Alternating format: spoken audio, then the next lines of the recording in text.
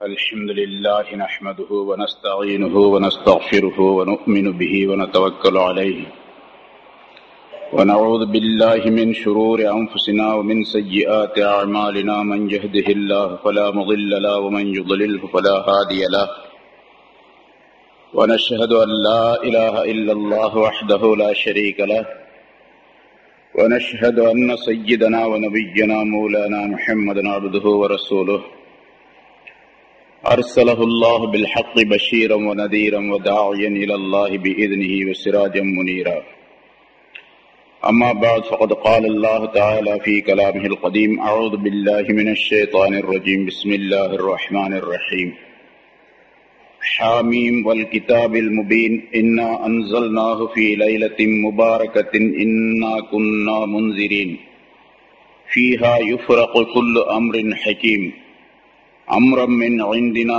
إنا كنا مرسلين صدق الله العظيم. கண்ணியத்திற்குரிய பெரியோர்களே, சகோதரர்களே, பராஅத் இரவு, விடுதலை செய்யப்படும் இரவு, நரகத்திலிருந்து விடுதலை கிடைக்கப் பெறும் இரவு என்ற பெயரில் பல நூற்றுக்கணக்கான ஆண்டுகளாக உலகம் முழுவதும் இந்த இரவை புனிதமானதாக கருதி அதிலே அமல்கள் செய்து வரக்கூடிய வழக்கம் இருந்து கொண்டிருக்கின்றது, தொன்று தொட்டு நடைபெற்று வருகின்றது. சில ஹதீசுகள் ரசூலுல்லாஹி ஸல்லல்லாஹு அலைஹி வஸல்லம் அவர்கள் கூறியதாக அறிவிக்கப்பட்டு அதிலே இந்த ஷாபான் மாதத்தினுடைய 15ஆம் நாள் இரவு எவ்வளவு பெரிய சிறப்பிற்குரியது என்ற விளக்கங்கள் எல்லாம் தரப்பட்டிருக்கின்றன. ஆனாலும் சிலர் இதை மறுக்கக்கூடியவர்களும் உண்டு. இன்றைய நாளிலே பல இடங்களிலே நோட்டீஸ்கள் மூலமாக இதுவெல்லாம் பித்அத்தானது, இதை செய்யக்கூடாது, இதற்கு ஹதீசுகளில் ஆதாரம் இல்லை, இதை செய்பவர்கள் குற்றவாளிகள் என்றெல்லாம் விளம்பரம் செய்து தங்களை விளம்பரப்படுத்திக் கொள்ளக்கூடிய ஒரு கூட்டம் இருந்து கொண்டிருக்கின்றது. இப்படிப்பட்ட இரவு, அதாவது பராத் இரவு, மிஅராஜுடைய இரவு, லைலத்துல் கத்ருடைய இரவு என்று வந்துவிட்டால் இங்கே வந்திருக்கக்கூடியவர்களை போன்று உள்ளவர்களுக்கெல்லாம் ஒரு விதமான மகிழ்ச்சி. இந்த இரவிலே நல்ல பல அமல்களை செய்ய வேண்டும், அல்லாஹ்விடம் மன்னிப்பு தேட வேண்டும், நல்லொழுக்கம் உள்ளவர்களாக மாற வேண்டும் என்ற எண்ணத்தில் நோட்டீஸ் போடக்கூடியவர்களுக்கெல்லாம் ஒரு ஆனந்தம், அவர்களுக்கு ஒரு மகிழ்ச்சி. இந்த இரவை எப்படியாவது கெடுத்து விட வேண்டும், யாரையும் பள்ளிவாசலுக்கு வர சொல்லக்கூடாது, மஸ்ஜிதிற்கு கூட்டங்கள் போகக்கூடாது, மஸ்ஜிதில் அப்படியே போனாலும் கூட எவ்வளவு சீக்கிரமாக மஸ்ஜிதிலிருந்து வெளியேறிவிட முடியுமோ அவ்வளவு சீக்கிரமாக மக்களை எல்லாம் வெளியேற்றிவிட வேண்டும், அதற்காக முயற்சி செய்து கொண்டிருக்கின்றார்கள் ஒரு கூட்டம். ஆனால் பெரும்பாலானவர்கள் அவர்கள் சொல்லுவதை நம்புவதில்லை என்பது இந்த கூட்டம் நமக்கு அறிவிக்கின்றது. எவ்வளவு பேர் இருக்கு? ஆயிரக்கணக்கான பேர் வந்திருப்பீங்க. நேற்று ஒரு ஊர்ல ஒரு பெரிய மாநாடு நடந்தது. ராத்திரி கிட்டத்தட்ட 11 மணிக்கு முடிஞ்சது. அவங்க கணக்கு சொல்றாங்க 10,000 பேர் இருப்பாங்க அப்படின்னு சொல்லிட்டு. ஆனா ஏராளமான மக்கள், என்னுடைய கணிப்போர் 5000-6000 பேர் இருப்போம். 5000-6000 பேர் 209 ஜமாத்தில் இருந்து மக்கள் வந்தார்கள். 200 வேன்களிலே வந்தார்கள் ராத்திரி. அந்த கூட்டமெல்லாம் எதை காட்டுகின்றது என்று சொன்னால், குழப்பவாதிகள் சொல்லிக் கொண்டிருப்பதெல்லாம் மக்களுக்கு மத்தியிலே எடுபடவில்லை என்பதை தெரிவிக்கின்றது. என்னென்ன சொல்லிட்டு இருக்கிறாங்களோ இப்போ அது போறோம். யாராவது சிலர் அவர் சொல்லுவதை கேட்டு அவர் சரியாத்தான் சொல்லுகின்றார், அறிவுபூர்வமாக சொல்லுகின்றார் என்றெல்லாம் சொல்லக்கூடியவர்கள் ஒரு சிலர் மட்டும்தான் என்பதும் நமக்கு தெரிய வருகின்றது. ராத்திரி சொன்ன அந்த கூட்டம் பிரம்மாண்டமான ஒரு கூட்டம் ஏற்பாடு செய்யப்பட்டு 2-3 மாதங்களாக அதுக்கு முயற்சி செய்யப்பட்டு அந்த கூட்டம் நடைபெற்றுக் கொண்டிருக்கின்றது. நடைபெறக்கூடிய தேதி, காலம், இடம் எல்லாம் அறிவிக்கப்பட்டு விட்டது. அதை கெடுப்பதற்காக வேண்டிய பக்கத்து ஊர்ல அவங்க கூட்டம் போட்டிருக்காங்க. ராத்திரியே இதே பேரை வச்சு அதே மாதிரி ஷரியத் மாநாடு அப்படின்னு போட்டு குழப்பம் செய்வதற்காக வேண்டி செய்தார்கள். ஆனா வந்திருந்த இந்த கூட்டம் எதை காட்டுகின்றது என்று சொன்னால், அவருடைய கூட்டம் தோல்வி அடைந்து விட்டது அப்படிங்கறத காட்டு. இங்க ஒரு 5000 பேர் வந்திருந்தாங்கன்னு சொன்னா அங்க எவ்வளவு பேர் போயிருப்பாங்க? அவர்களுக்கு யார் ஆதரவாளர்களாக இருக்கின்றார்களோ அவர்கள் மட்டுமே போயிருப்பார்கள். அதனால இருக்கக்கூடியவர்கள் நான் அடிக்கடி சொல்லுவதை போன்று அவரும் சரியாத்தான் ஆதாரம் சொல்றார், குர்ஆனுடைய ஆயத்தை தான் சொல்லுகின்றார், ஹதீசுகளைத்தான் சொல்லுகின்றார் என்று நம்பி ஏமாந்து விடக்கூடாது. சைத்தான் தான் குர்ஆனை சொல்லுவான், அவனுதான் சைத்தான் வேதம் ஓதுவான், அவனுதான் வேதம் ஓதுவான், ஹதீஸை சொல்லுவான். ஆனா எல்லாம் தவறாக இருக்கும். பொதுமக்களாகிய உங்களுக்கு அவர் சரியா சொல்றாரு, சரியாத்தான சொல்றாரு அப்படிங்கிறதுக்கு இவருக்கு தெரியாது. சரியாத்தான் சொல்றாருன்னு இவங்க சொல்றாங்க, ஆனா அவங்களுக்கு தெரியாது. பொதுமக்களுக்கு எப்படி தெரியும் சரியாத்தான் சொல்றாரு அப்படிங்கிறது? எப்படி தெரியும் அவர் அந்த ஆயத்துக்கு சரியாத்தான் அர்த்தம் சொல்றாருங்கிறதுக்கு என்ன ஆதாரம்? அது உலமாக்களிடத்தில் கேட்டுத்தான் தெரிந்து கொள்ள வேண்டும். சரி, இப்ப இந்த பராத் இரவு என்பது பற்றி பல ஹதீசுகள் இருக்கின்றன. ஆனா அந்த ஹதீசுகள் எல்லாம் முஹத்திஸீன்களுடைய அறிவிப்பின்படி கொஞ்சம் பலவீனமானவை. அறிவிப்பாளருடைய தொடரிலே யாராவது ஒருவர் கொஞ்சம் பலவீனமானவராக இருப்பார். ஹதீஸுடைய தன்மை எப்படிப்பட்டது என்று சொன்னால், சரியான ஹதீஸ் என்று சொன்னால், ரசூலுல்லாஹி ஸல்லல்லாஹு அலைஹி வஸல்லம் அவர்கள் சொன்னதை ஒரு சஹாபி கேட்டு இருக்கிறார், அவர் சொன்னதை இன்னொரு மனிதர் கேட்டிருக்கின்றார், அவர் சொன்னதை இன்னொருவர் கேட்டிருக்கின்றார், அவர் சொன்னதை இன்னொருவர் கேட்டிருக்கின்றார். 3 பேர் அல்லது 4 பேர். இதற்கு அடுத்ததாக இப்ப சொல்லப்படக்கூடிய புகாரி, முஸ்லிம், திருமதி, நஸாயி, இப்னு மாஜா என்ற கிதாபுகள் எல்லாம் வந்துடும்.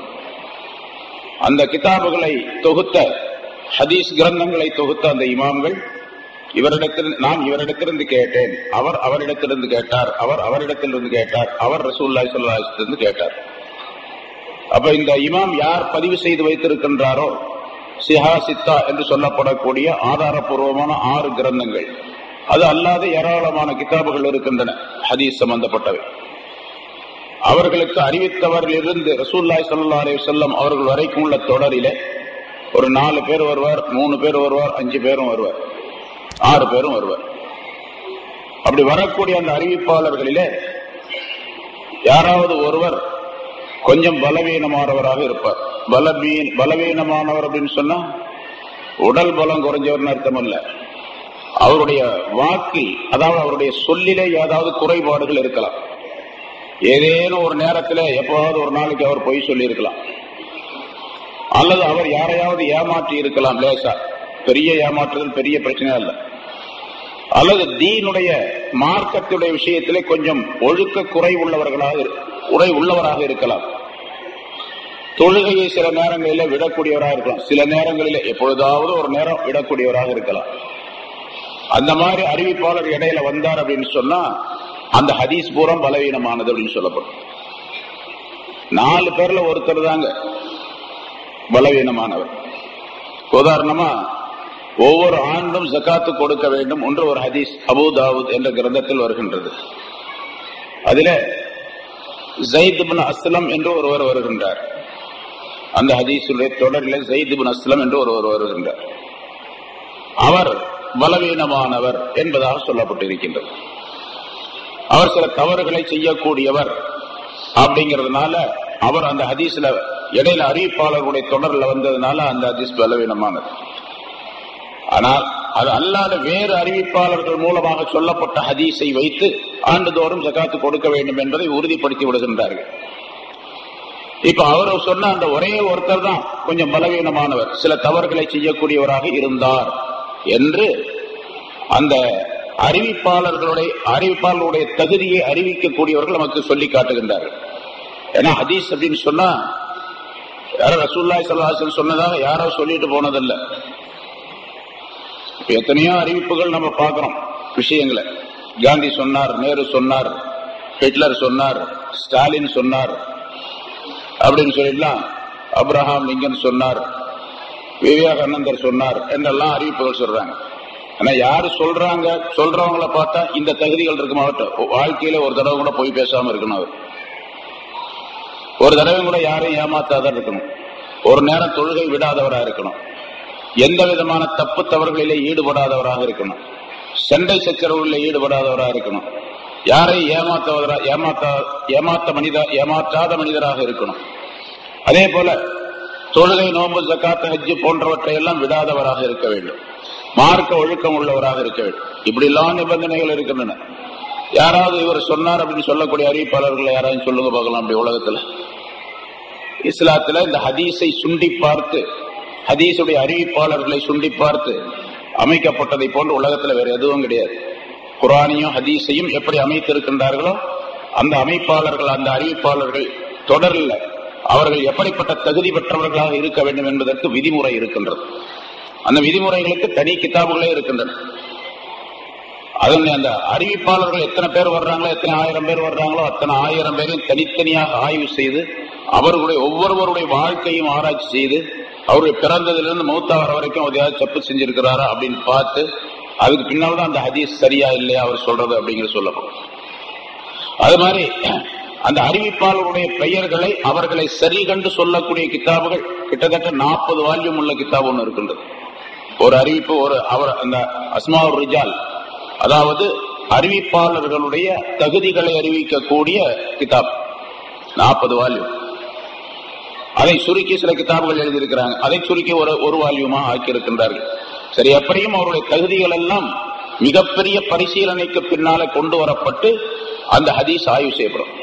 இப்போ ஒரு ஹதீஸ் லாயிஃபானது, பலவீனமானது என்று சொன்னால் அந்த பலவீனம் எப்படிப்பட்டது என்பதை நாம் புரிந்து கொள்ள வேண்டும். நம்மளை போல, உங்களை போல, என்ன போல உள்ள ஆள்லாம் சொன்னதல்ல. மிக உன்னதமான ஆள்கள், மனிதர்கள் அவர்கள். சரி, எப்படி இருந்தாலும் முஹத்திஸீன்களுடைய ஆய்வின்படி, ஹதீஸ் கலை வல்லுநருடைய ஆய்வின்படி இந்த பராத்திர சம்பந்தமாக அறிவிக்கப்பட்ட சில ஹதீஸுகள் அதில் கொஞ்சம் கொஞ்சம் குறைகள் இருக்கின்ற காரணத்தால் அது பலவீனமானது என்று சொன்னாலும் கூட நிறைய அறிவிப்புகள் பல வழிகளிலிருந்து, பல வழிகளின் மூலமாக இந்த அறிவிப்புகள் பல வந்திருக்கின்ற காரணத்தினால் ஆயிரக்கணக்கான ஆண்டுகளாக, அதாவது 1400 ஆண்டுகளாக சஹாபாக்களுடைய காலம், அதுக்கு பின்னால் உள்ள காலத்தில் இருந்து இந்த பராத்திரவுடைய நிகழ்ச்சிகள் செய்யப்பட்டு வருகின்ற காரணத்தால், பராத் சம்பந்தப்பட்ட செய்திகள் எல்லாம் ஞானவான்கள் சொல்லி இருக்கின்ற காரணத்தால் அதற்கு ஒரு குவத், ஒரு சக்தி கிடைக்கின்றது. அதை வைத்து பராத்திரவு செய்யலாம், பராத்திரவு உண்டு, பராத்திரவில் செய்யப்படக்கூடிய அமல்கள் எல்லாம் சரிதான் என்று கணக்கு போட்டுக் கொள்ள வேண்டும் என்பதாக உலமாக்கள் குறிப்பிடுகின்றார்கள்.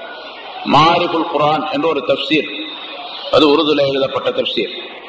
அதுல எல்லா கிதாபுகளையும் ஆய்வு செய்து, எல்லா தஃப்சீர்களையும் ஆய்வு செய்து, ஹதீஸ்களை ஆய்வு செய்து ஒரு கருத்தை சுருக்கமாக சொல்லுகின்றார்கள்.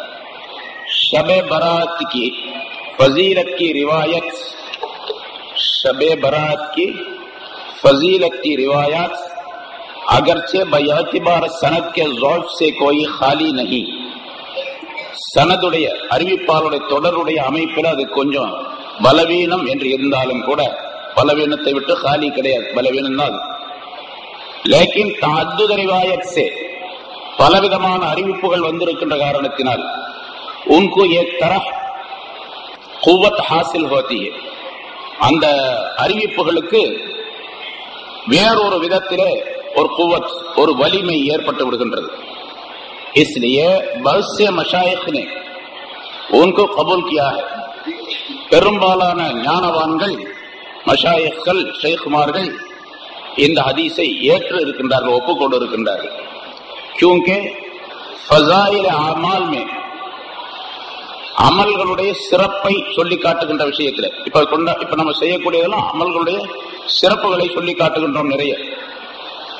அதுல ज़ाइफ रिवायात पर अमल कर लेने की भी गुंजाइश है. பலவீனமான அறிவிப்பின்படியும் அமல் செய்வதற்குரிய வாய்ப்புகள் இருக்கின்றன.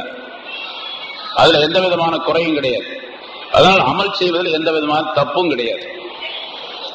யாராவது ஒரு சிலர் நோட்டீஸை போட்டு சொல்லிக்கிட்டு இருக்கிறாங்க, அங்க கத்திக்கிட்டு இருக்கிறாங்க அப்படிங்கிறதுக்காக வேண்டி பராத் தேடுறத விட்டுறக்கூடாது என்பது இதனுடைய இந்த வாசகத்தினுடைய கருத்து.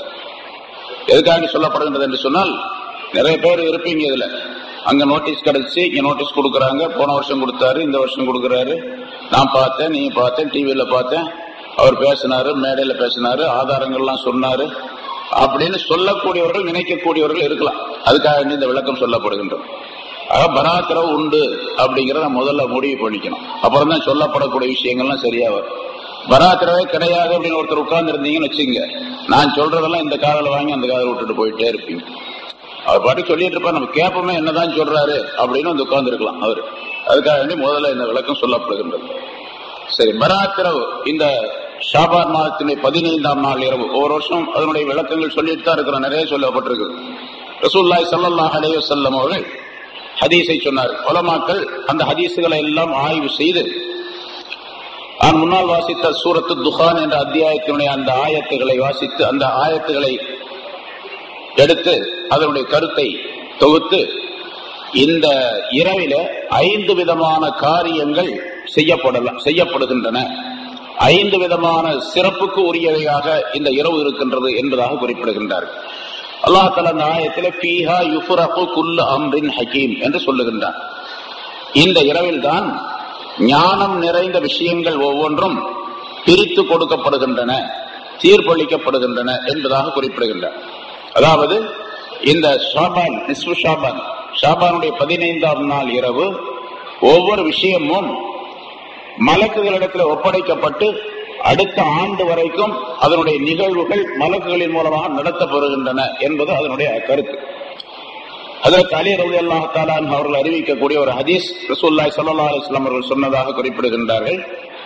இதா கான லைலத்துன் நிஸ்ஃபி மின் ஷாபான், ஷாபான் மாதத்தினுடைய 15ஆம் நாள் இரவு வந்துவிட்டால், ஃபகூமு லைலஹா வஸூமு நஹாரஹா, அன்றைய இரவு நேரத்தில் நீங்கள் வணக்கம் செய்யுங்கள், பகல் நேரத்தில் நோன்பு வையுங்கள் என்று ரசூலுல்லாஹி ஸல்லல்லாஹு அலைஹி வஸல்லம் சொன்னார்கள்.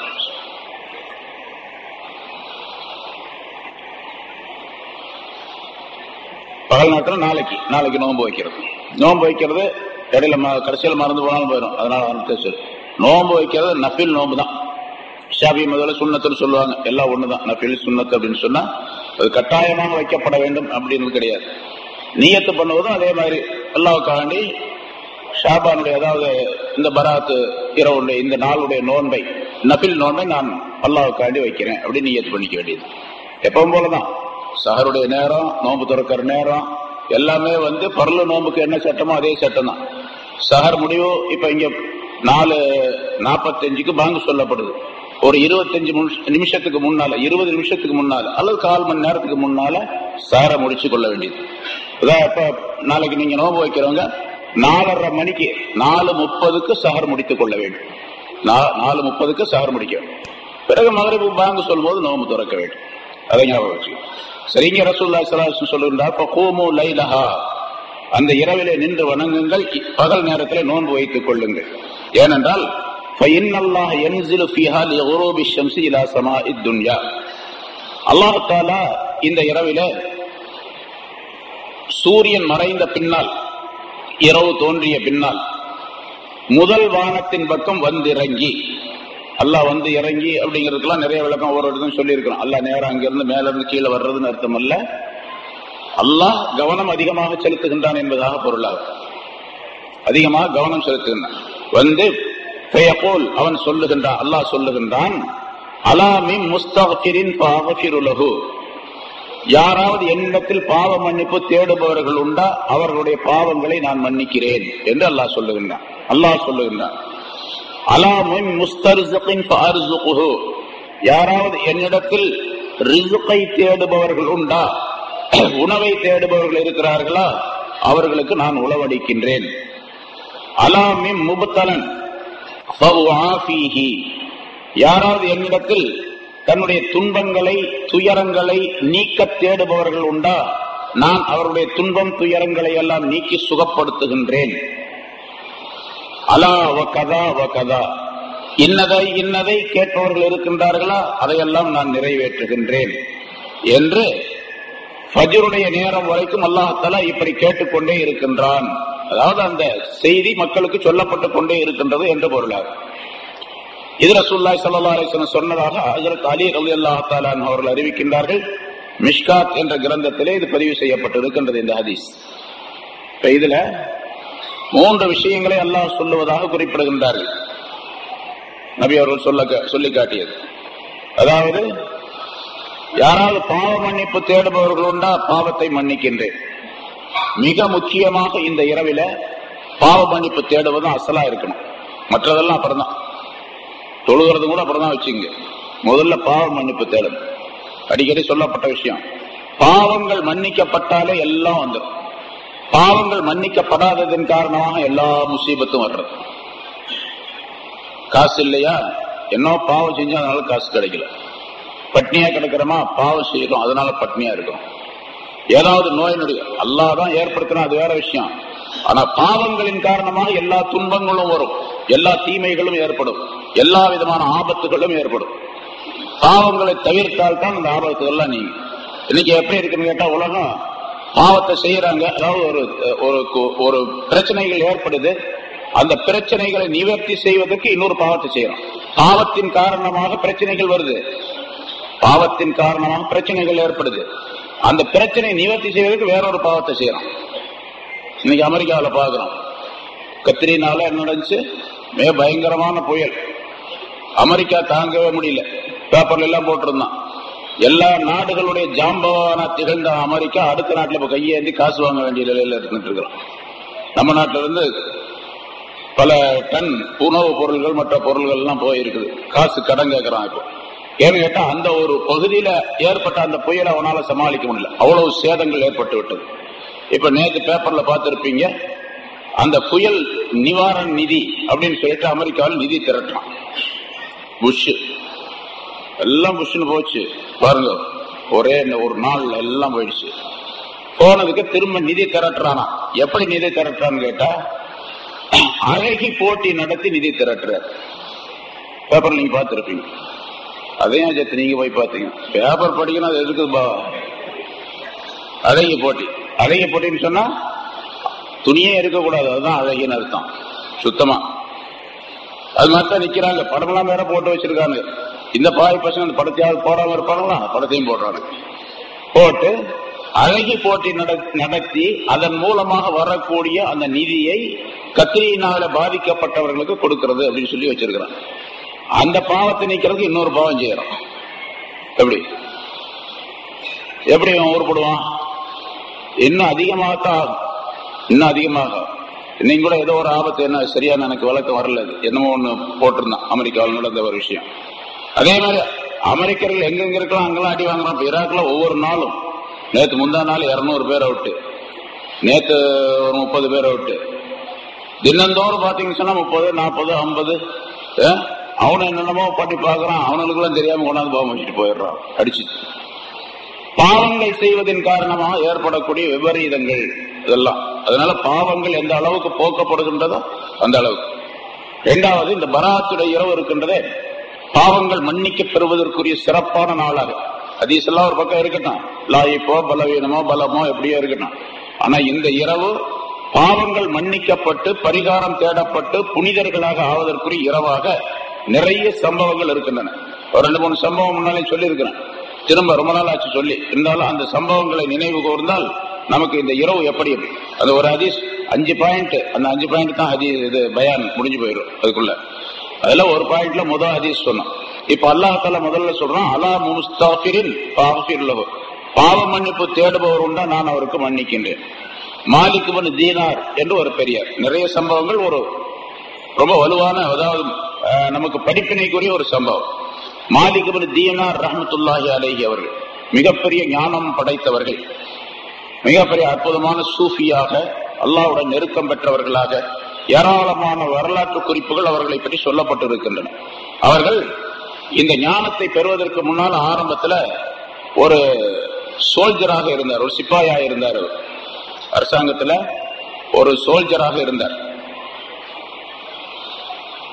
அந்த சோல்ஜராக இருந்ததன் காரணமாக குடிப்பழக்கம் அவர்கிட்ட இருந்துச்சு. மது அதிகமாக குடிக்கக்கூடிய பழக்கம் இருந்தது. இப்ப பார்க்கலாம், நிறைய யார் யார் அந்த காவல்துறையில் இருக்கிறாங்களோ பாதுகாப்புறவங்க அவங்களுக்கெல்லாம் அதான் வேலை, குடிச்சிட்டு இருப்பாங்க. அதனால போலீஸ்காரர் கோவிச்சு கூடாது யாரும். பொதுவா பெரும்பாலும் இருக்கலாம். அப்படி நிறைய பேரை நம்ம பார்க்கிறோம்.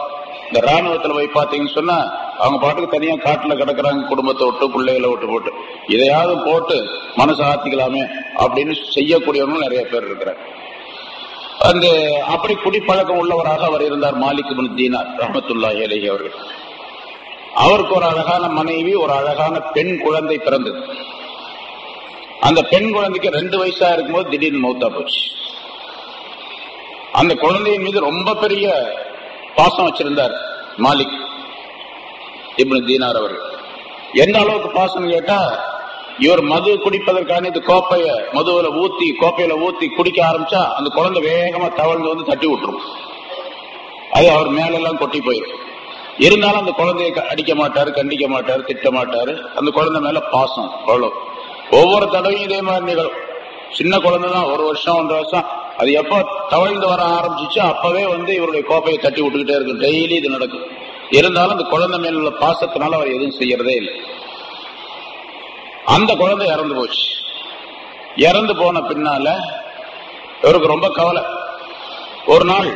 ஒரு சில நாள்கள் கழிச்சு ஒரு நாள் இரவுல ஒரு கனவு பார்த்தார். அந்த கனவுல வந்து கியாமத்து நாள் வந்துருச்சு. ஒரு பெரிய அமளியான ஒரு சூழ்நிலை.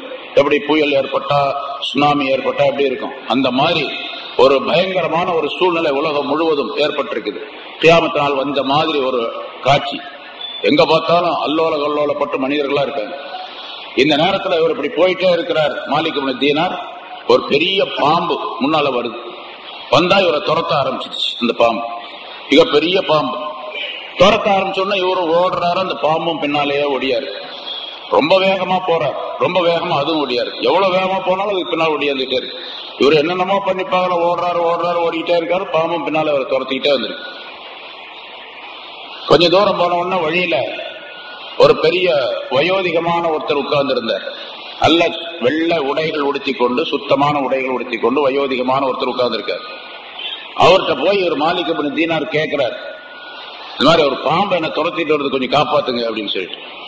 அட போப்பா, நானே ரொம்ப பலவீனமா உட்கார்ந்துட்டு இருக்கிறேன், பாம்பு அவ்வளவு பெருசா இருக்கு, நான் எப்படி காப்பாத்துறேன், என்னால முடியாது அப்படின்னு சொல்லி இவர் ஓடுறாரு. நீ என்ன பண்ண, இந்த மேடு ஒண்ணு தெரியுது பாரு, மணல் மேடு, அதுக்கு போங்க, மேல போ, ஏதாச்சும் வழி பிறக்கும், உனக்கு யாராவது கிடைப்பாங்க அப்படின்னு சொல்லி அந்த பெரியவர் சொல்றாரு. அப்படின்னா அந்த மணல் மேட்டு மேல ஏறுறாரு. ஏறி பார்த்தா அங்க நரகம் தெரியுது. நரகம், நெருப்பு எரிஞ்சுக்கிட்டு இருக்குது, பெரிய நெருப்பு. இவர் பின்னாலே அந்த பாம்பு வந்துருச்சு. இப்ப இவர் திரும்பி பின்னால வர முடியாது. அந்த நரகம் இருக்கக்கூடிய, நெருப்பு எரியக்கூடிய அந்த பகுதியை தான் நோக்கி ஓட முடியும். ஓடினார், அந்த பக்கம் ஓடினார். நரகத்தினுடைய அந்த நெருப்பு எரியக்கூடிய நரகத்தினுடைய விளிம்புக்கு போயிட்டார். பக்கத்துல பாம்பு பின்னாலே வந்துருச்சு. அங்க சில பேர் இருந்துட்டு இருக்கிறாங்க. அவங்க சொன்னாங்க, ஏன்பா இங்க வந்து வர்ற நீ, உனக்கு இதுக்கு சம்பந்தம் இல்லை, இந்த நரகத்துக்கு நரகத்துல வந்து உனக்கு இடம் கிடையாது, அதனால நீ திரும்பி போ அப்படின்னு சொல்லி அங்க இருக்கிறவங்க சத்தம் போட்டு விரட்டினாங்க. இவர் திரும்பி வேற ஒரு வழியா ஓடியாந்தார். ஓடியாந்த உடனே மறுபடியும் அந்த பாம்பு சுத்திக்கிட்டு இவரை துரத்திக்கிட்டே வரும். மறுபடியும் கீழே இறங்கி வந்தார். ஓடுறாரு. ஓடும்போது வழியிலே அந்த பெரியவர் திரும்ப குறுக்க நிற்கிறார். முதல்ல பார்த்தாரு அந்த பெரியவர் வயோதிகமானவர், அவரு குறுக்க நிற்கிறார். என்னங்க முதல்ல சொன்னேன் மாட்டேன்ட்டீங்க, அங்க போக சொன்னீங்க, அங்க பார்த்தா இப்படி இருக்கு, அங்கேயும் விரட்டுறாங்க, நீங்க அந்த பாம்பு துரத்திட்டே இருக்கு, கொஞ்சம் காப்பாத்து. என்னால முடியாதுப்பா, நீ போ, இந்த மலை மேல ஏறு, இந்த தெரியுதுல அந்த மலை மேல ஏறு, அந்த மலை மேல உனக்கு ஏதாச்சும் ஆதரவான ஒரு வழி பிறக்கும் அப்படின்னு சொல்லி அவர் திரும்பவும் சொல்றாரு. அதே மாதிரி அந்த மலை மேல ஏறி ஓடுறாரு. பாம்பும் துரத்திக்கிட்டே வரும். அங்க போய் மலை மேல ஏறி, வேகமா போய் மலை மேல ஏறி பார்த்தா அங்க ஒரு பெரிய அழகான மாளிகை இருக்கு. அழகான ஒரு பங்களா, ஒரு பெரிய மாளிகை ஒண்ணு இருக்கு. அந்த மாளிகை திறந்து, திடீர்னு கதவு திறந்துச்சு. உள்ள போய் பார்க்கிறாரு. ரொம்ப அற்புதமான மாளிகை. எங்க பார்த்தாலும் நவரத்னங்கள், வைரம் வைடூரியம், அது இது எல்லாம் கொட்டி கிடக்குது. வைரம் வைடூரியங்களால் செய்யப்பட்ட ஒரு பெரிய மாளிகை. அது உள்ள பார்க்கிறார். திரும்ப போறார். உள்ள போறார். ஒருத்தரையும் காணோம். உள்ள போறாரு. பாம்பும் பின்னால துரத்திக்கிட்டே வந்துகிட்டே இருக்குது. உள்ள போறாரு. உள்ள போனா ஒரு கதவு, திடீர்னு கதவு திறக்குது. அந்த கதவு திறந்தா அதுக்குள்ள இருந்து சில குழந்தைகள்லாம் வர்றாங்க. குழந்தைகளா நிறைய பேர் வர்றாங்க. அந்த வந்த குழந்தைகள்ல இவருடைய 2 வயசு குழந்தையும் இருக்கு. இவர் பார்த்தோன்னு ரொம்ப ஆச்சரியப்பட்டு இவரை பார்த்த உடனே அந்த குழந்தை இவரை பார்த்த உடனே இவரை வந்து பிடிச்சிக்கிச்சு. பாபா நீங்க எங்க வந்தீங்க, எப்படி வந்தீங்க? அம்மா அதெல்லாம் இருக்கட்டும், இந்த மாதிரி அது ஒரு பாம்பு என்ன துரத்திக்கிட்டு வருது அப்படின்னு சொல்லி நீங்க வாங்க அப்படின்னு சொல்லிட்டு அவருடைய கையை அந்த குழந்தை பிடிச்சிச்சு. பிடிச்சுன்னா இவர் கீழே உட்கார்ந்தாரு. உட்கார வச்சிச்சு. உட்கார்ந்தோன்னா அந்த மடியில அந்த குழந்தை உட்கார்ந்துக்கிச்சு. தாப்பனாருடைய மடியில அந்த குழந்தை உட்கார்ந்துருச்சு. பாம்பு இப்பதான் கிட்ட வந்துருச்சு. கிட்ட வந்த உடனே ஒரு கையில அப்பாவை பிடிச்சிருக்குது, அந்த தாப்பனாரை பிடிச்சிருக்கு அந்த குழந்தை. இன்னொரு கையில இடது கையில அந்த பாம்பை பார்த்து காட்டி எப்படின்னு சொல்லுச்சு, சொல்லுச்சு. அது ஓடி போயிடுச்சு. பாம்பு ஓடியே போயிடுச்சு. எவ்வளவு நேரம் துரத்திட்டு வந்த பாம்பு அந்த பொண்ணு கையை காட்டணும்னா ஓடிடுச்சு. என்ன இது பெரிய ஆச்சரியமா இருக்குது, இவ்வளவு நேரம் துரத்திட்டு வந்துச்சு. வழியில ஒருத்தர் பெரிய வயோதிகரை ஒருத்தர் உட்கார்ந்து இருந்தாரு. அவரை பார்த்த ஆள் நல்லா தான் இருந்தாரு. அவர்கிட்ட சொன்ன அவராலே முடியல. நீ சின்ன பிள்ளை கையை காட்டணும்னு ஓடி போச்சு, என்ன விஷயம்? அது ஒண்ணும் இல்ல, நீங்க உங்களுடைய அந்த பாம்பு என்பது உங்களுடைய தீய அமல்கள், கெட்ட செயல்கள். உங்களுடைய கெட்ட செயல்களை உலகத்தில் நீங்க என்ன பண்றீங்க கேட்டா, கெட்ட செயல்களுக்கு சாப்பாடு போட்டு வளர்த்து இந்த பாம்பு மாதிரி ஆக்கி வச்சிருக்கிறீங்க. கெட்ட செயல்களை பாம்பு மாதிரி ஆக்கி வச்சிருக்கிறீங்க. அது உங்களை துரத்திக்கிட்டே வந்துகிட்டே இருக்குது. உங்கள்ட்ட சில நல்ல செயல்கள் இருக்குது, ஆனா ரொம்ப பலவீனமா இருக்கு அந்த செயல்கள். அதுதான் அந்த ஷேக், அந்த பெரியவர் உட்கார்ந்து இருந்தாரு. அதுதான் உங்களுடைய நல்ல செயல்கள். அந்த குழந்தை சொல்லுது நல்ல செயல்கள், ஆனா நல்ல செயல்கள்லாம் ரொம்ப கம்மியா இருக்கிறதுனால பலவீனமா இருக்குது. இந்த நல்ல செயல்களின் மூலமாக கெட்ட செயலை தடுக்க முடியல. நல்ல செயல் ரொம்ப கம்மியா இருக்குது, கெட்ட செயல் ரொம்ப அதிகமா இருக்கு, அதனால இதை தடுக்க முடியல. சரி, அந்த நரகம் இன்னும் தெரிஞ்ச நெருப்பு. ஆமா, நீங்க உங்க கெட்ட செயல்னால நரகத்துக்கு போக இருந்தீங்க, ஆனா அல்லாஹாலாவுடைய பெரிய உதவி உங்களை அல்லாஹாலா காப்பாத்திட்டான். அதனால நீங்க நரகத்துக்கு உரியவர்கள் அல்ல என்று அல்லாஹாலா தீர்ப்பு செஞ்சுட்டான். அதனால நரகத்துக்கு உரியவர் அல்லன்னு உங்களுக்கு சொல்லப்பட்டு விட்டது. சரி, நீங்கள்லாம் யாரு, இந்த மாளிகை என்ன? நாங்கள்லாம் முஸ்லிம்களுடைய மோமீன்களுடைய குழந்தைகள். உங்க குழந்தை நானு, அது போல இதெல்லாம் மோமீன்களுடைய குழந்தைகள். எங்களுக்கு கியாமத்து நாள் வரைக்கும் இங்க எல்லாம் ஜாலியா விளையாடுறதுக்கெல்லாம் அல்லாஹ்தாலா ஏற்பாடு செஞ்சு கொடுத்து இந்த மாளிகையை எங்களுக்கு கொடுத்துருக்கிறோம். நாங்கெல்லாம் ரொம்ப சோகமா இருந்துகிட்டு இருக்கிறோம் அப்படின்னு சொல்லி இந்த நேரத்துல ஒரு குர்ஆனுடைய ஆயத்தை அந்த குழந்தை ஓதிச்சு, அல்ல சத்தம் கேட்டுச்சு. குர்ஆனுடைய ஒரு ஆயத்தை ஓதியது. அலம் யக்னி லில்லதீன ஆமனு அன் தக்ஷா குலூபுஹும் லிக்ரில்லாஹி வமா நஸல மினல் ஹக் என்று இந்த ஆயத். அலம் யக்னி லில்லதீன ஆமனு, ஈமான் கொண்டவர்களுக்கு அவர்கள் அல்லாஹ்வை நினைக்கக்கூடிய நேரம் இன்னும் நெருங்கி வரவில்லையா அப்படின்னு அர்த்தம். அலம் யக்னி லில்லதீன ஆமனு அன் தக்ஷா குலூபுஹும், அவருடைய இதயங்கள் அல்லாஹ்வை பயப்படுவதற்குரிய நேரம் வரவில்லையா என்ற இந்த ஆயத்தை ஓதிய உடனே திடீர்னு நான் முழிச்சுக்கிட்டேன். அவர் சொல்றார், நான் விழித்துக் கொண்டேன். விழித்துக் கொண்ட உடனே என்னுடைய மனம் பக்குவப்பட்டது, மனம் தெளிவாகிவிட்டது. நான் தௌபா செய்தேன். அல்லாஹ் தஆலாவிடத்தில் என்னுடைய குற்றங்களை எல்லாம் சொல்லி காட்டி நான் தௌபா செய்தேன். அல்லாஹ் தஆலா என்னை மேன்மை நிலைக்கு ஆளாக்கி வைத்தான். இதே மாலிக் பின் தீனார் ரஹ்மத்துல்லாஹி அலைஹி அவர்களிடத்தில் ஒருத்தர் கேட்டார், பிற்காலத்துல இவ்வளோ பெரிய மேதையாக நீங்க இருக்கிறீங்களே, ஞானவான்களாக, உங்களுக்கு இந்த ஞானம் எப்படி கிடைத்தது அப்படின்னு கேட்டபோது இந்த பதிலை சொல்றார். இந்த கதையை சொல்லி காட்டினார். அது எந்த நாள் அப்படின்னு சொன்னா, இந்த ஷாபான் மாதத்தினுடைய 15ஆம் நாள் இரவு அவர் திருந்திய நேரம் இந்த நாள். இது மாதிரி பல வரலாறுகள். அதே போல இன்னொரு சம்பவம் நினைவுக்காக வேண்டியது நிறைய இருக்குது. நம்ம யாராவது தப்பு செய்யாத இருக்க முடியாது. அந்த தவறுகளை சரி செய்து நாம் நல்லவர்களாக மாறுவதற்காக வேண்டியுள்ள ஒரு வாய்ப்பை இந்த நேரத்தில் ஏற்படுத்திக் கொள்ள வேண்டும். அதுதான் மிக முக்கியமானது. இங்க நிறைய ஒரு 100 ரக்காத் தொழுகை சொல்லுவாங்க, தொழுங்க. ஆனா முதல்ல பாவங்களை எல்லாம் போக்கி கொண்டு இனிமேல் மௌத்து வரைக்கும் பாவமே செய்ய மாட்டேன், குற்றங்களே புரிய மாட்டேன் என்று நினைத்து உறுதி எடுத்துக் கொண்ட பின்னால் அப்புறம் நீங்க என்ன வேணாலும் செய்யும். ஒருத்தர் சொன்னாரு, ஹஜ்ரத் நீங்க சொல்ற மாதிரி பாவங்களை விட்டும் பரிசுத்தமாயிட்டு தௌபா செஞ்சிடறேன், நான் மௌத்து வரைக்கும் இருக்கிறதுங்கிறது கஷ்டம் இருக்கு. அதனால இன்னும் கொஞ்ச நாள் பொறுத்து எப்ப எனக்கு உறுதி வருதோ, எனக்கு என்னுடையது நான் இனிமேல் பாவமே செய்ய மாட்டேன் அப்படின்னு எப்ப எனக்கு கன்ஃபார்ம் ஆகுதோ அப்ப தௌபா செஞ்சுக்கிறேன் அப்படின்னு. அதுக்குள்ள இவர் போயிட்டாருன்னா, கபருக்கு போயிட்டாருன்னா என்ன பண்றது? அதனால உடனே தௌபா செய்யணும். ஃபுலைல் இப்னு இயால் ரஹ்மத்துல்லாஹி அலைஹி அவர்களும் மிகப்பெரிய ஞானம் படைத்தவர்கள். நிறைய தஃப்சீருடைய விளக்கங்கள், ஹதீஸுடைய விளக்கங்களை நிறைய சொல்லி இருக்கிறாங்க. அவங்கள்ட்ட பாடம் கேட்ட மாணவர்கள் ஏராளமான பேர் இருக்கிறாங்க. அவர்கள் ஆரம்பத்தில் எப்படி இருந்தாங்க, வழிப்பறி கொள்ளைக்காரராக இருந்தார். அவர் வழிப்பறி கொள்ளைக்காரராக இருந்தார். அவர் தான் கேங்ஸ் லீடர், அந்த கேங்குடைய லீடர் அவர் தான். அவருக்கு கீழே நிறைய பேர் இருந்தாங்க. இப்ப எப்படி நிறைய கேங்ஸ்டர்லாம் நிறைய இருக்கிறாங்கல்ல நம்ம ஊர்கள்ல, அதுக்கு ஒரு லீடர் ஒருத்தர் இருப்பாரு இல்லையா, அவர் மாதிரி அவர் இருந்தார். வழியில போறவங்க வர்றவங்க எல்லாம், அதாவது அந்த வழியில மாலிக் ஃபுலைல் இப்னு இயால் அந்த வழியில இருக்கிறார் அப்படின்னு செஞ்சா போகவே மாட்டாங்க. வியாபாரிகள் போனாலும் சரி, எவ்வளவு பெரிய ஆள் போனாலும், எவ்வளவு பெரிய கூட்டம் போனாலும் சரி, அரசாங்கத்துடைய ஆள் போனாலும் சரி, எல்லாத்தையும் மடக்கி போட்டுருவாரு, எல்லாருடைய இதையும் பறிச்சிருவார். அந்த மாதிரி அவருக்கு கீழே நிறைய பேர் வேலை செஞ்சுட்டு இருந்தாங்க.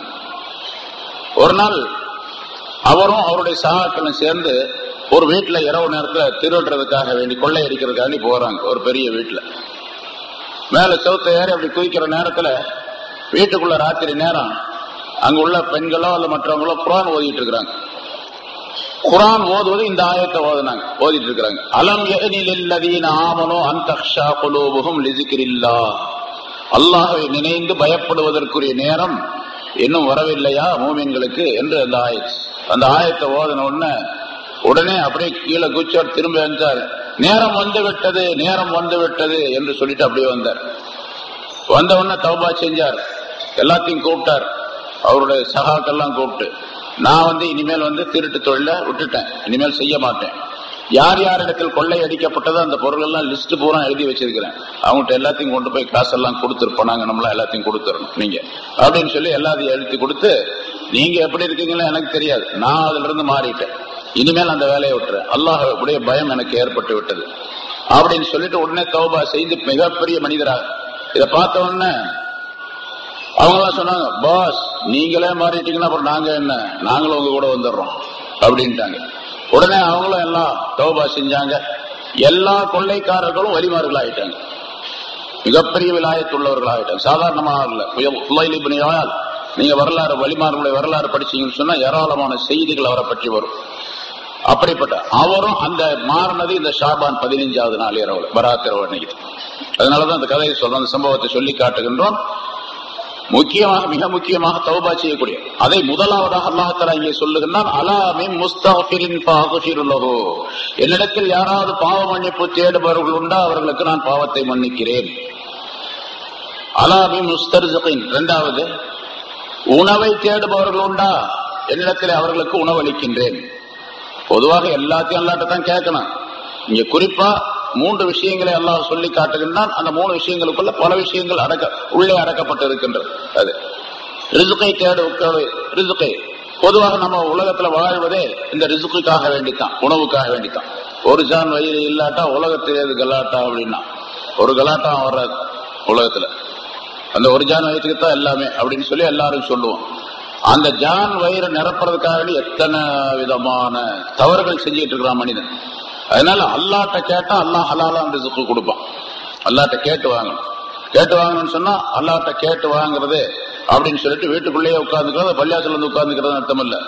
வேலையெல்லாம் எல்லா வேலையும் செய்யணும், என்னென்ன டியூட்டி பாக்குறோமோ அந்த டியூட்டி எல்லாம் பார்க்கணும். ஆனா கேட்கறது அல்லாஹ்ட்ட கேட்கறது அல்லாஹ் ஹலாலான முறையில கொடுப்பான்.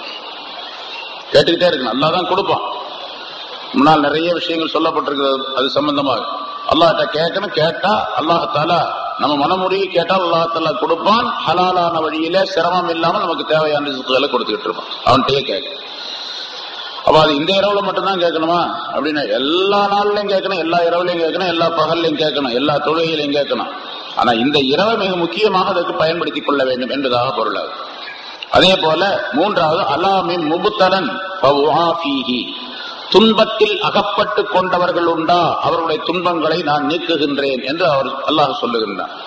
எத்தனையோ விதமான துன்பங்கள், ஒவ்வொருத்தருக்கும் ஒரு விதமான பிரச்சனை இருக்கு. எந்த பிரச்சனை இருந்தாலும் சரி அல்லாஹ்ட்ட கேளுங்க, அல்லாஹ் தஆலா நிவர்த்தி செய்து தருவார்.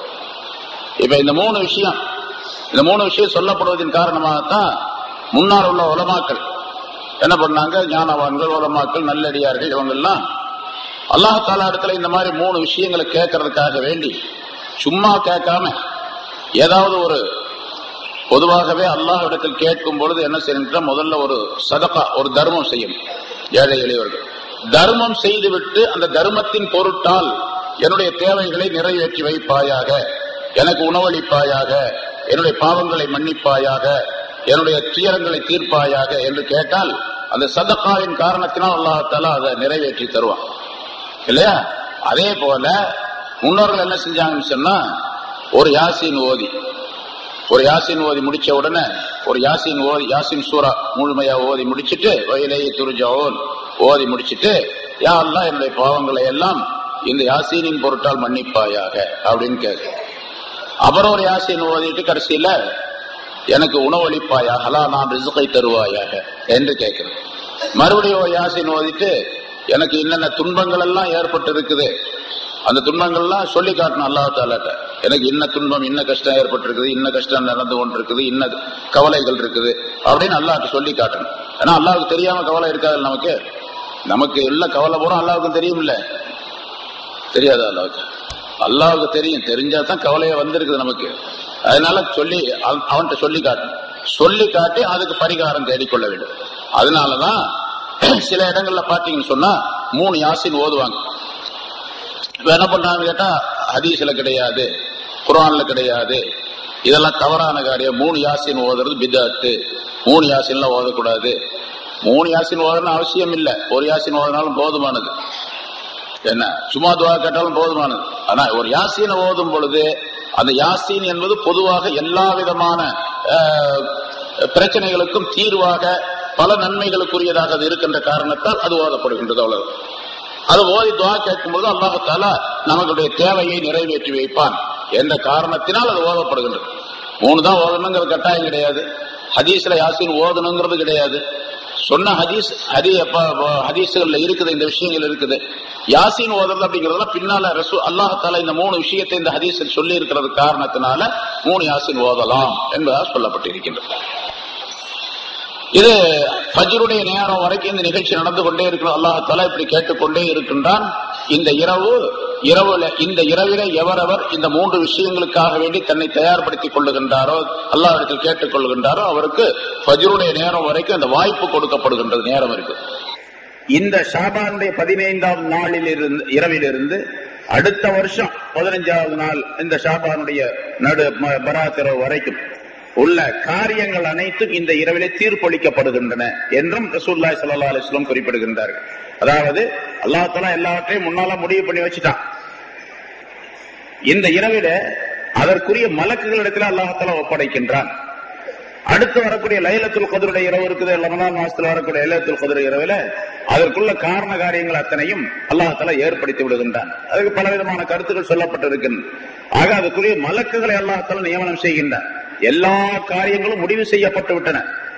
அதுல ரசூலுல்லாஹி ஸல்லல்லாஹு அலைஹி வஸல்லம் அவர்கள் சில விஷயங்களை விளக்கி காட்டுகின்றார்கள். அதுல இந்த வருஷத்திலிருந்து அடுத்த வருஷம் வரைக்கும் அப்படின்னு சொல்றதுல என்ன ஹத்தா அன்னர் ரஜுல் யன்கிஹு வ யூலது வ கத் ஹரஜ இஸ்முஹு மினல் மௌத்தா, ஒரு மனிதன் திருமணம் செய்து கொள்வான், அவனுக்கு குழந்தைகள் பிறக்கும், அவருடைய பெயர் மௌத்தானவருடைய பட்டியலிலே இருக்கும் என்றெல்லாம் சொல்லுகின்றார்கள். அதாவது இந்த வருஷத்திலிருந்து அடுத்த வருஷத்திற்குள்ளாக ஒரு மனிதன் திருமணம் செய்து கொள்வானா, அவனுக்கு குழந்தைகள் பிறக்குமா, அவளை பிறக்காமல் இருக்குமா, அவன் அடுத்த வருஷத்துக்குள்ள மௌத்தாயிடுவானா, மௌத்தாகாமல் இருப்பானா என்ற விஷயங்கள் எல்லாம் தீர்ப்பளிக்கப்படுகின்றன.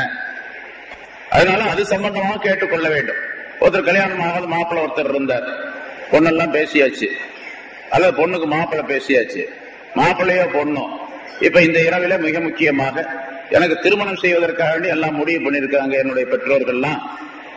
லவ் மேரேஜ் இல்ல, பொம்பளையும் வீட்டுல முடிவு பண்ணி கல்யாணம் பண்ண போறார் அப்படின்னு சொன்னா இவர் அல்லாஹ் தஆலா இடத்துல கேட்டுக்கொள்ள வேண்டும். யாரெல்லாம் எனக்கு சாலிஹான ஒரு பெண்ணை நீ தருவாயாக, திருமணம் செய்து வைப்பாயாக, நான் திருமணம் செய்து கொள்ளக்கூடிய அந்த பெண் நல்லொழுக்கமுள்ள நல்ல பெண்ணாக அமைய வேண்டும் உன்னுடைய பக்தி உள்ள பெண்ணாக இருக்க வேண்டும், உன்னுடைய தொழுகையை நிறைவேற்றக்கூடியவளாக இருக்க வேண்டும், நோன்பு வைக்கக்கூடியவளாக இருக்க வேண்டும் என்றெல்லாம் நல்ல பெண்ணுக்கு என்னென்ன அடையாளம் இருக்கோ அதெல்லாம் சொல்லி கேட்கலாம் அல்லாஹ் தஆலா இடத்துல.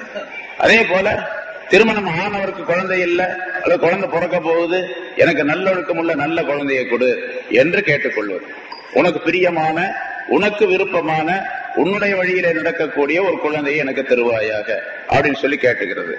அதே போல யாரெல்லாம் நான் இந்த ஆண்டுக்குள்ள அல்லது நாளைக்கோ நாளைக்கோ நான் இறந்து விடுவேன் என்று உன்னுடைய தக்தீரில் இருந்தால், உன்னுடைய ஏற்பாட்டில் இருந்தால், எனக்கு மௌத்து வரும்பொழுது ஈமானுடன் என்னை மௌத்தாக்குவாயாக, கலிமாவுடன் மௌத்தாக்குவாயாக என்றெல்லாம் மௌத்து சம்பந்தப்பட்ட விஷயங்களை எல்லாம் கேட்டுக்கொள்வது. அப்படிங்கிறதுக்காக வேண்டிய ரசூலுல்லாஹி ஸல்லல்லாஹு அலைஹி வஸல்லம் இதை சொல்லித் தருகின்றார்கள். நிக்காஹ் சம்பந்தமாக, குழந்தைகள் சம்பந்தமாக, மனைவி சம்பந்தமாக, மௌத்து சம்பந்தமாக எல்லா விஷயங்களையும் கேட்டுக்கொள்ள வேண்டும் என்று. இரண்டாவதாக இது ஒரு விஷயம் இப்ப சொல்றது ஒண்ணு, 5 விஷயங்கள், 5 பாயிண்ட், ஒரு பாயிண்ட் முடிச்சு. இரண்டாவது, இந்த இரவில வணக்கங்கள் புரிவது, இபாதத்துகள் செய்வது. வணக்கம் புரிவது அப்படிங்கிறதுக்கு முன்னதாக ஒண்ணு நாம கவனத்தில் கொள்ள வேண்டும்.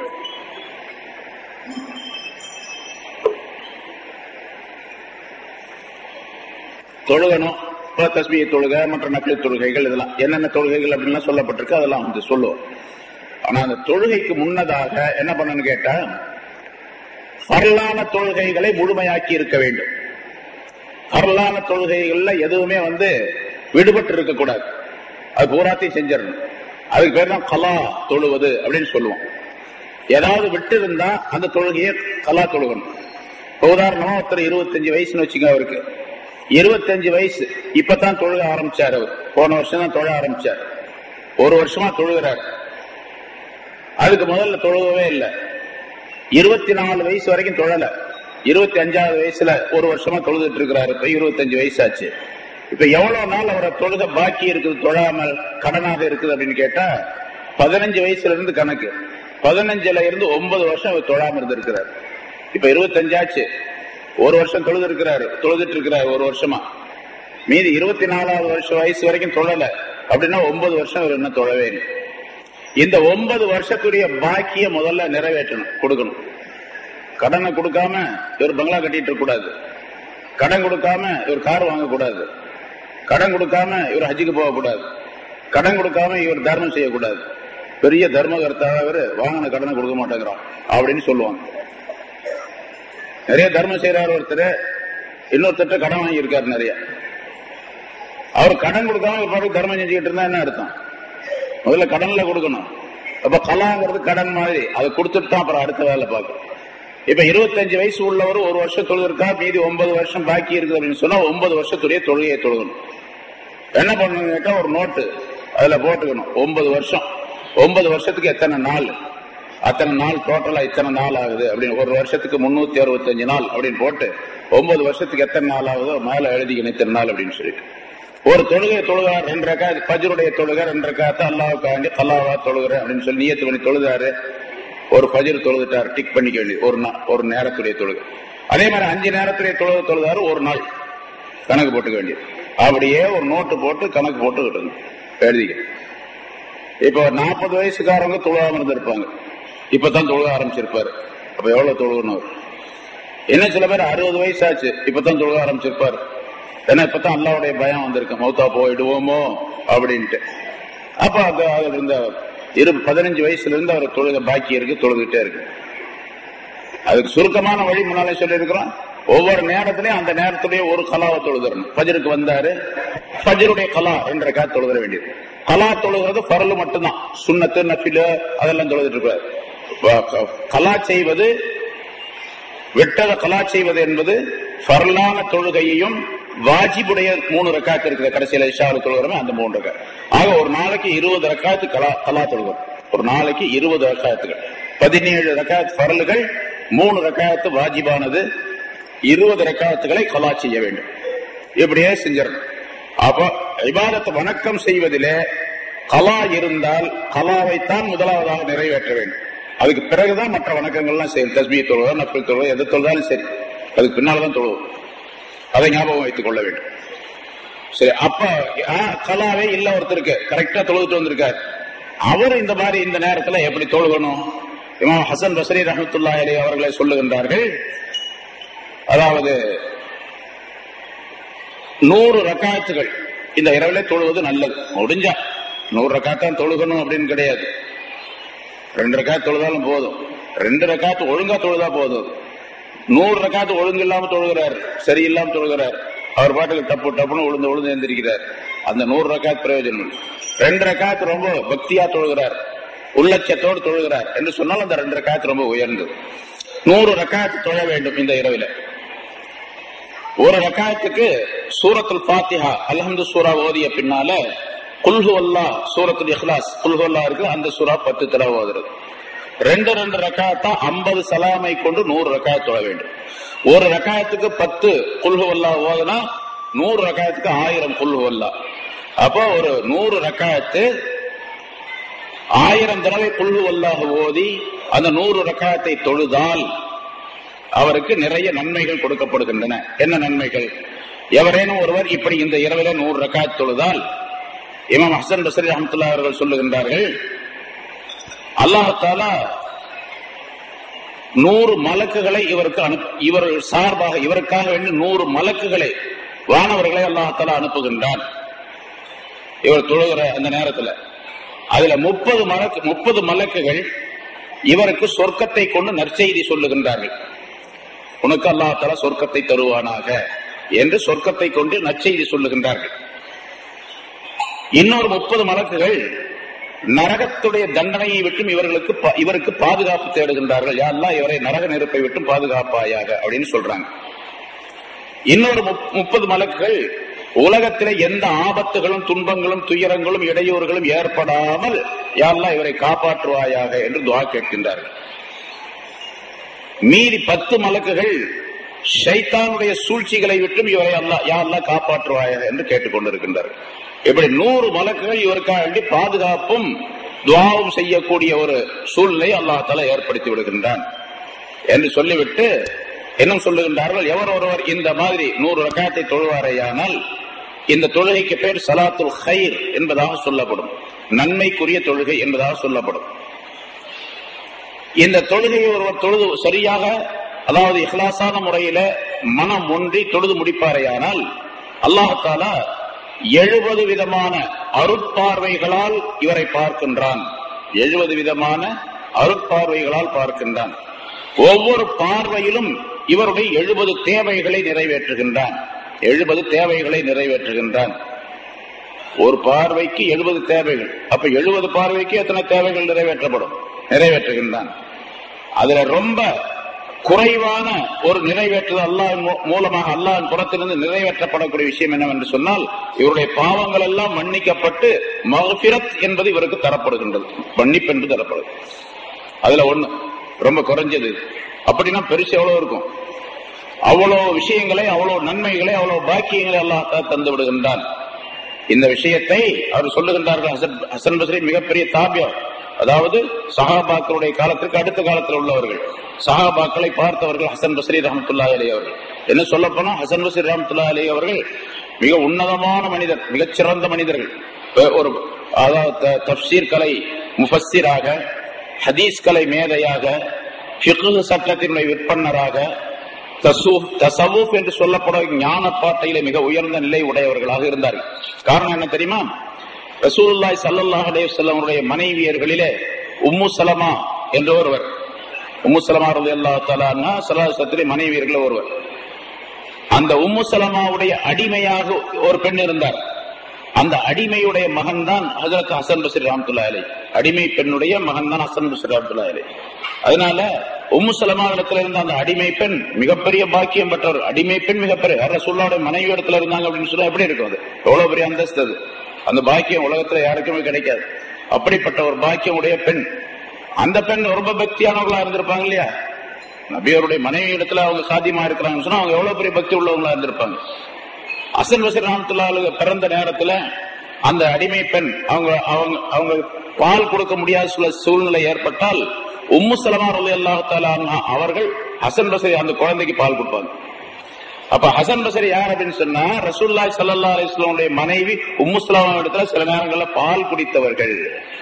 அந்த நபி அவருடைய மனைவியுடைய பால் எப்படிப்பட்ட பால் அது? எவ்வளவு பரக்கத்தான பால், எவ்வளவு ஞானம் நிறைந்த பால் அது. ஞானப்பால் குடித்தவர்கள் அப்படி அவ்வளவு பெரிய மேதை.